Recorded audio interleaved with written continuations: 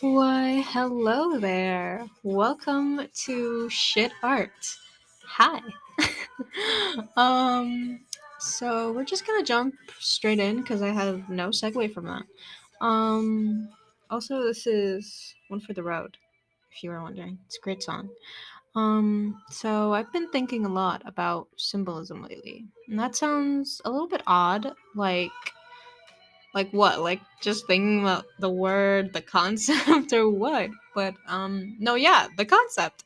I was thinking about how when you like catch something that's a reference to something else when you're reading a book or when you notice a certain pattern in certain artists' collections. Like I fucking love that. First, because I feel so proud of myself. Like, hello, look at me. Look at me go identifying and relating and shit. Also, it's because I love when little things like that happen. Like small details like a freaking background color. An artist once said that it reminded them of, I don't know, fucking the feeling of love. And they put that in paintings that are supposed to like symbolize love or whatever. That I think I completely butchered that explanation, but I really hope you got what I was trying to say. And if you didn't, oh well, like what am I supposed to do? Like we're just gonna talk. I'm just still gonna keep talking. So if you couldn't tell, this whole mini rant is the opener for our topic of conversation today. So yeah. Woohoo! Look at me go, linking and shit. We're slowly improving. Bear with me, please. And thank you. Can't forget my manners. So, obviously, we're going to speak of symbolism, which was a late 19th century movement whose artists communicated ideas through symbols instead of bluntly depicting reality. So, anyway, we're going to be discussing a specific artist's painting, Odilon Redon's painting. I swear the thing I hate most about art is mispronouncing these gosh darn names. I am so very sorry. Anyways, it's called Day, le Jour. Look at me. The French really coming through those 3 years. Anyways, before I go into my whole spiel or whatever, I do highly recommend you see some of Redden's other work because truly it is. I don't know what the word would be, to be honest. I guess gorgeous? I don't know. I don't think gorgeous is the right word. It's good, but good doesn't sound like strong enough, I guess. I don't know, but I do highly recommend it. I loved looking through them, and most of them were, I guess you could say, like more complex, maybe, or had more elements to unfold or whatever than Day. But something about this specific drawing, or what was it, a lithograph, I think it's called, like something about it spoke to me, I guess, and I really couldn't have chosen another drawing to talk about. First, let's talk a little about Redon, who was a French symbolist painter, printmaker, draftsman, and pastelist, born in 1840. And he generally stuck to charcoal drawings if you've seen any of his work, although this one is a lithograph on Shine Applique, I think it's called, which is just like this thin sheet of China paper. It's really nice little delicate piece of paper. It's beautiful. You should Google it. I think I have no idea how to describe it. It's paper. How am I supposed to describe paper? There's probably ways. Anyways, I really wanted to mention that little charcoal tidbit right there because according to the Met, which is where I saw this little piece of information mentioned, he said something that I thought was just the perfect way to describe like a black background or using a big chunk of black to like, you know, So yeah, he said, and I quote, "One must respect black." He wrote, "Nothing prostitutes it. It does not please the eye, and it awakens no sensuality. It is the agent of the mind far more than the most beautiful color to the palette or prism." When I read that, I think I formed like some sort of emotional attachment to this drawing or this artist's painting drawing style, I guess, because truly, I love art that scratches the brain, and that's what I felt when I saw it. When I saw this, the first thing that came to mind is like being transported.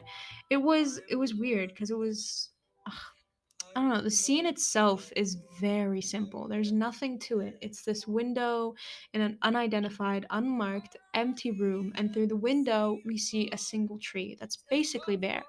But it's almost bare in like that really beautiful way where the leaves are in the right places. You know, like it doesn't feel sad. You know when you see a tree and it's bare and it's just like it has a few leaves on its twigs. It's like just feels so sad. It's just like it doesn't it gives you the chills, but not in the good way, not in the way where it's like, wow, this is amazing. It's in the way where it's like, wow, I feel unsettled. This tree didn't make me feel like that. It didn't feel sad or empty, or at least it didn't feel like that to me. It felt like something new, I guess. It felt like something mid bloom, like something. It felt like something was coming. You know what I mean?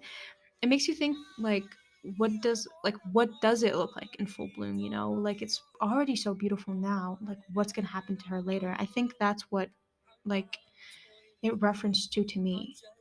It felt like a work in progress to me. Like that's what I related it to, as a person itself, as a work in progress tree, as something that's starting to look so beautiful. Then you can imagine it in its before and its after and its future, where if you're thinking of this as a person itself, which I'm going to talk about later on as well, because you'll see.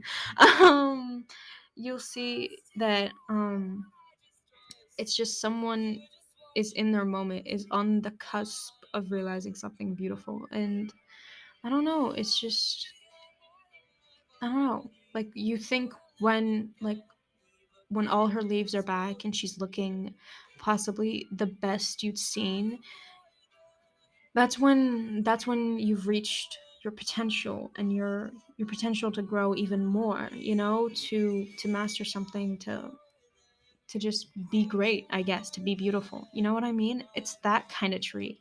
It's like in my mind, this tree is the one I would see like walking around and just be like completely drawn to it. I'd be like focused on something else and I'd look up and I'd see this tree. I'd look up for some gosh darn reason and I'd see this tree and I'd be like, wow, that is a magnificent tree. It's that kind of tree where even now, when most of her leaves are gone, I can see myself like wanting to go to her. It's just that kind of tree. And I think that's what makes this like such a great piece of work, because it's portraying exactly what it wants to. Apparently Redon was like a shy and lonely boy in his uncle's remote old house. And during that time, like what else would you do other than like read or listen to music or just look at pictures? Through this, Redon saw that all these books, pictures, and music opened windows onto, and I quote, marvelous vistas. They created these windows into like new avenues. It was new places in the mind. I think we all use art and music and books as a joy, as something to distract from daily life, or just something to enjoy. Something as simple as a book or a lyric can change so much about a person. You always hear people talking about, oh, this book changed my life, this song, this painting, this whatever, whatever. It's because they open our eyes. And I love the fact that Redden relies on black and white, especially after hearing what he feels about black. I feel like it opens our eyes to like things about ourselves, not opens our eyes to new ideas, about ideas we want to realize that we haven't gained the ability to realize within ourselves alone. This acts as a medium. You know what I mean? Ugh, after hearing what Redden said about black, it feels like it's, I don't know, it's something to reflect your thoughts. That's what I felt about this painting. Because it gives you this freedom to to express yourself through someone else's self-expression. It's this different plane where you're the one telling the story being told to you, if that makes any sense. Like, it's there, all your equipment is there, all the information is there. It's just this thing, this piece of art is, or this piece of I don't know what, just opens your mind to the story they're trying to tell you that you've known. It's I don't know. This painting specifically, I talked about the tree. Now I want to talk a little bit about the room. Now I want to be clear, all of this is just my own interpretation and thoughts. So if you do not agree, that's lovely for you. I just thought I'd share because after all, like, isn't that what art is about? Expression of the mind and all that. Anyways, the room itself is clearly very dark and gloomy. I don't know, it was something I wanted to mention because to me it represents what you are and the world beyond the window represents what could be. That's what I wanted to mention when I was talking about the tree, the before and after, the what it would look like in full bloom. I feel like inside this room, you're in the before. You're in this state of mind of thinking what could be or what is, or just being stuck in this thought of like stuck in your circumstances, I guess. And then the window, it's a window of hope, it's this portal to what could be. This tree, it's showing you what could be, or at least to me it felt like it was showing me what could be. That's what I thought, that's what I felt when I saw this, like, this drawing. It was just, I don't know, something about it. It was just like looking into, it was basically a motivational quote is what I'm trying to say.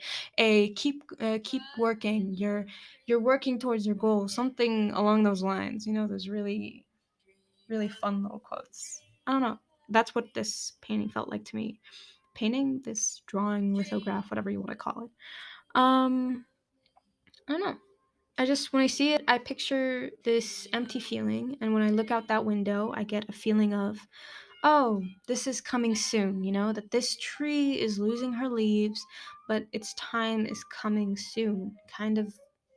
Like, kind of this, kind of this feeling, I don't know. I just thought this, like, that was really cool.